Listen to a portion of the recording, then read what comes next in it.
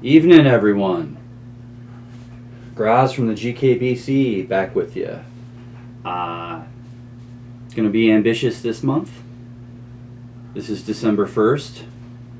If you are watching it when it doesn't come out, like if you're going back and thankfully binging my videos.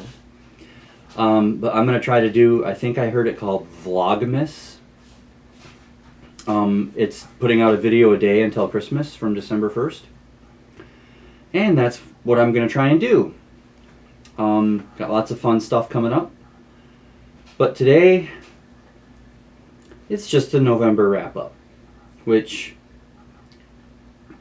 I failed on everything I tried. Not everything. I did finish a good amount of pages. Not great. And I didn't read anywhere near everything that I wanted to read. But we'll get into that. This is just going to be what I read last month and a little update on my attempt at Nanowrimo for the third time. Well, I guess it's my fourth try. I was trying to win it for the third time. Minor spoiler, but for the end of the video. So I'll just get into the books that I read. I'll talk just a little bit about each, not much. As soon as AJ quits blinding me with her tablet with the lights. It was hitting the light behind her and going right in my eye. It was fun. Anyway, so these are not in the order that I read them. Basically just in the order that I piled them up. So first off, there was Interred with Their Bones by Jennifer Lee Carell. This is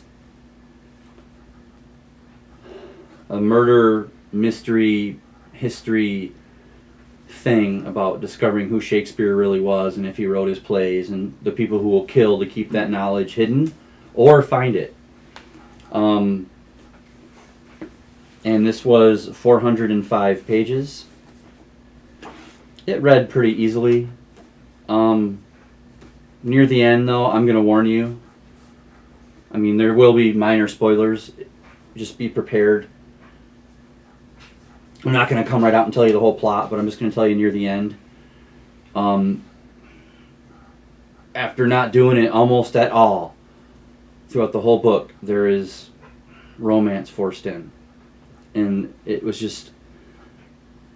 so forced and so, I don't know, unnecessary that it really dragged this book down for me. All in a couple of pages. So be warned about that. That's Interred with Their Bones by Jennifer Lee Carell. Then we have this neat little thing that I don't know where it came from, but I found it on my shelf. The Greatest Player Who Never Lived by J. Michael Verone. It's a golf book. And what's neat about it is it's signed. Put that a little closer. Okay. And it's actually an autographed edition. It's got the sticker on the front, so there's probably a million of them out there. But this was a neat little book. It was 286 pages. It's not real big. It's basically about this amateur golfer who played with Bobby Jones, who many believe was the greatest golfer of all time. And this guy could have been better. It's fiction. It took me a while to discover that it was fiction because it's written very much like a nonfiction book. Like this lawyer is discovering these records of this guy who might have actually lived. It's pretty cool. So that's a neat little book. And then I'm going to switch back and forth from Kindle to regular book. Did I really not take a screenshot of that? That's alright. Not that big of a deal. This won't take me very long. For our book club, we took a break from Stephen King, and we read The Wonderful Wizard of Oz by L. Frank Baum. On Kindle, but it had the original drawings by W. W. Denslow, and they were pretty cool. pretty interesting. The story is very dated. You can tell that it was written over 100 years ago to try and convince kids to read. It was probably really great and fantastical at the time. And I know that I personally tried to read it in that sense, but it was still hard. But we read that. That was 207 pages. At the start of the month, we were finishing this for our book club, Summer of Night by Dan Simmons. We read the last 120 pages in the month of November. It was kind of hard to fit it all in October with everything else going on.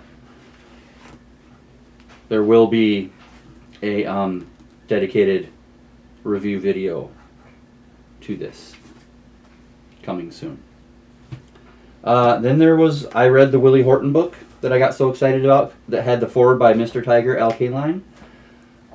This was 217 pages, but this one held a surprise. No sticker. And I was looking at it, and it's signed by Willie Horton with his number, which I was really excited to find out because this guy means a lot to my hometown team and the city of Detroit, and I mean a lot. So that was a nice surprise, and it might not be worth much in the value sense, but AJ found it for me. I didn't even think about it, and so it's priceless just because of that. But then you add the signature, and this is going to be displayed like this on a shelf somewhere once I get our library up and running. Okay. Excuse me. Then I read this, Helter Skelter, The True Story of the Manson Murders by the man who broke the story, Vincent Bugliosi. This was very intense and real, and I'm not going to say much about it because AJ has started to read it, and here is her first thing that she has noticed. And that was 664 pages, so I'm not going to talk much about that because I don't want to ruin it. Okay, then on the daughter of Groz's request, I read this, The Mary Shelley Club. She's in the book club of Reagan Reward from Young Sheldon, and that was the book for well, for her it was for October. She gave it to me for November. Not really my thing, but I read it because she wanted me to, and that was 480 pages. Yeah. It's more of a YA or younger book. It's not really, aimed at me. So then I read this Albatross, Darkness on the Edge of Town by J. Carson Black. This is 358 pages. And this book here should serve one purpose and one purpose only. It should tell anybody who's trying to get published that anyone can be a success. Anyone. Because this person is a hack. I mean, anybody this is basically somebody who's watched deadly women get snapped by being betrayed on Investigative Discovery and then wrote a series of books. And this is book one in a series. I don't know. I mean, I'm going to do a actual review on this. It's going to be fun. It will be a little while before I get to that. Because somebody that was visiting and will be back in the summer wants to be a part of the video, so it will be a little while. But this is... Avoid unless you want to have hope that you will be published. Then I read 2 graphic novels on here for my graphic novel thing, my 100 greatest graphic novels of all time journey. The League of Extraordinary Gentlemen by Alan Moore, Kevin O'Neill, I'm not going to even try to pronounce that guy's name, and Bill Oakley. And that was about 176 pages on the Kindle, and that was really good. Obviously, that'll get its own video later, too. just doing the wrap up. And then next on the list was another Alan Moore book, Superman, Whatever Happened to the Man of Tomorrow. And this is pretty cool. It's actually got 3 stories in it. And one of them has Swamp Thing saving Superman from something. And I thought that was pretty cool. But the main book is only 64 pages. But it's by Alan Moore and Kurt Swan. And that was really good. So, and then I started this. I wanted to read this really bad in November. But with NaNoWriMo going on, and I hit a big wall in both things, reading and writing. That sorry, I was distracted by things behind the camera. So I didn't get to start this until much too late. I managed to read it 2 days at the end of the month, and I'm at page 184, or through page 184, and it's spectacular. It's everything I wanted it to be, and I really I just want to go read right now. That's how good it is. So I probably won't be on that very much longer. I mean, obviously you'll hear about this book again because I'll talk about it on my December wish list, which is going to be probably tomorrow. And don't worry, we're getting back to Dr. Sleep. The movie is done. I'm just writing my paper, and we're getting our cosplay ready, and like our little skit and stuff. So it is coming.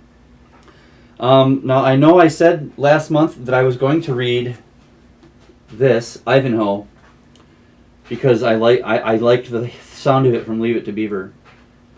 All I have to say about this is Beaver must have had a kid's version. Must have.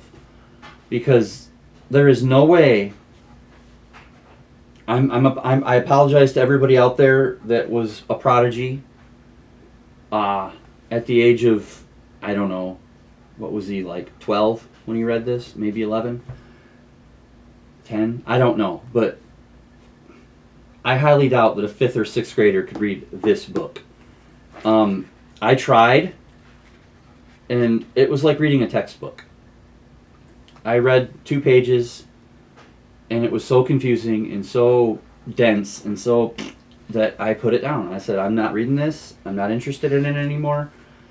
I'm going to read something else that I'm interested in. And I should have read Ivanhoe, honestly, because one of the books I picked up was that Darkness on the Edge of Town thing. So I should have read this, but that's okay. Whatever. So that's my reading update.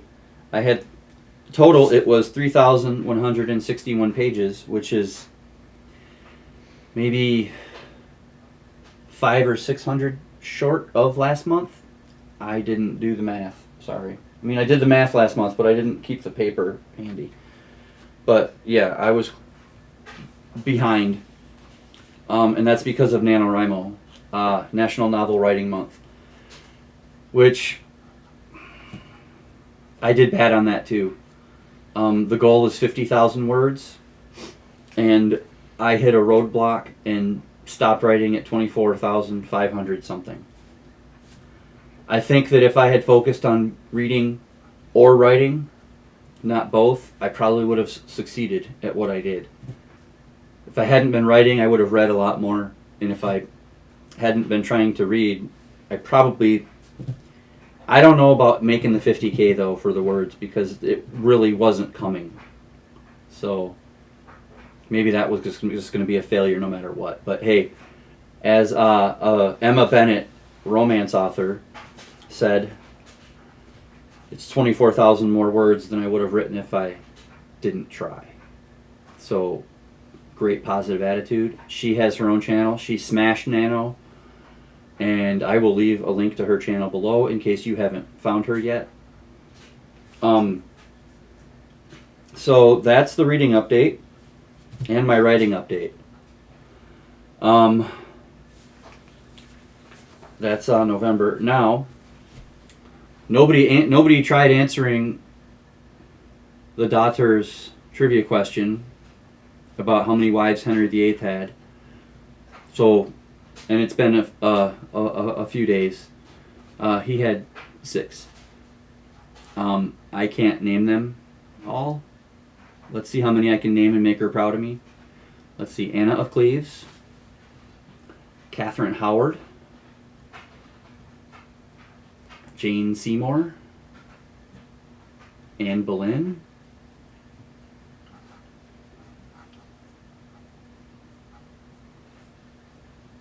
I think that's all I can give you. That's the 4 that I know. So, I know we had a child with the other Boleyn girl, Anne Boleyn's sister, but I can't remember her first name either, so. But anyway, I'm gonna finish today with a dad joke, because I couldn't think of an unpopular opinion, and I don't think the trivia questions are very popular, so I might kind of stop doing those. So, a dad joke, randomly.